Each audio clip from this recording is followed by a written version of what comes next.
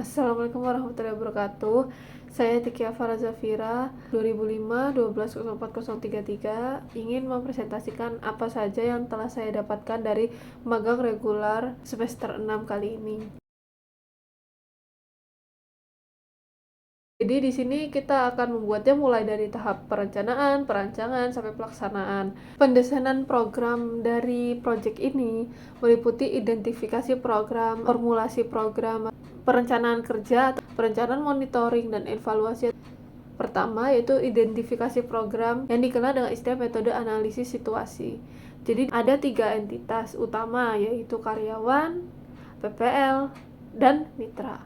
Analisis kondisi yang ada di lapangan, masalah yang harus dibenahi, penyebab dan konsekuensi, siapa saja yang terlibat, dan hal-hal lain mempengaruhi masalah tersebut.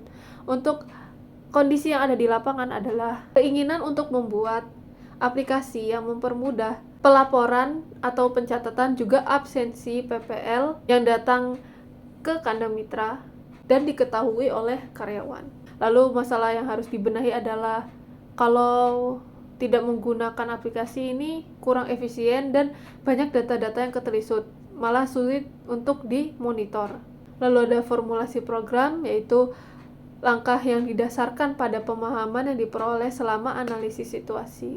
Formulasi program menggambarkan kerangka konsep yang jelas dan terorganisir meliputi hal apa saja yang harus dicapai, bagaimana hal itu dicapai, sumber daya apa saja yang harus tersedia, dan jangka waktu pelaksanaan. Jadi hal yang harus dicapai adalah PPL bisa menggunakan aplikasi ini untuk check-in dan check-out dan melakukan pelaporan kepada karyawan dengan benar dan akurat. Lalu, bagaimana hal itu dapat dicapai? Menggunakan aplikasi yang akan dibuat ini, sehingga PPL dengan mudah absensi, misalnya datang ke kandang ini, tinggal scan barcode, masuk datanya, kelihatan sama karyawan, wah PPL ini sudah masuk ke kandang ini, oh sudah keluar dari kandang ini. Hal yang ingin dicapai adalah keefisienannya. Ketiga, perencanaan kerja atau implementation planning. Dalam pembuatan desain program, rencana kerja atau implementation planning mutlak diperlukan. Hal ini menunjukkan bahwa kegiatan yang dilakukan sesuai dengan rencana, dapat dipantau, dan dapat dipertanggungjawabkan dari sisi jadwal pelaksanaan, mencantumkan sumber daya yang diperlukan, dan anggaran biaya yang akan dikeluarkan. Rencana kerja biasanya disesuaikan sebelum pelaksanaan program dan selama pelaksanaan program. Lalu ada perencanaan, monitoring, dan evaluasi.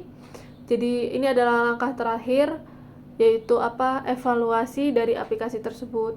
Ketika aplikasi ini sudah sukses menjadi web, kami mengadakan evaluasi seperti entitas apa yang masih bolong atau masih lemah, harus ditambah entitas atau tidak, harus ada backend tabel entitas karyawan, tabel entitas PPL harus digabung atau tidak.